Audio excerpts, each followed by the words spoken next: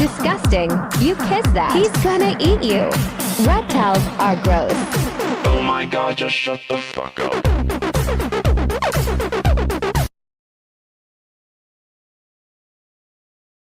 Today we're setting up this brand new enclosure for some of the coolest lizards I have ever gotten, my new pair of Borneo Earless monitors. They're a semi-aquatic lizard from Borneo and they spend most of their time in the water, so this enclosure is going to be a cool Paludarium setup. I started with a substrate layer of just some natural looking aquarium sand and then began placing my rocks and Malaysian driftwood. The goal is to have this enclosure resemble their natural environment as close as I possibly can. This will be a temporary setup, so they will be moved into a new one in the next few months. I used a handful of larger rocks just so that when the water is put in, the water level reaches to a point where there's still some land area on those rocks, and then I wanted some of the driftwood to be going into the water and some of it poking out of the water. Then it was time to start filling up the enclosure. I wanted to give the animals at least a few inches of water so that they have plenty of room to swim, but they also like to stick their head out of the top of the water because they still breathe regular air. They're most comfortable when they can keep their entire body submerged underwater and just stick their nose out and breathe for a second and then dive back down. I went ahead and added an aquarium filter to keep the water clean and also some pothos to brighten it up a little bit, and this was our final result.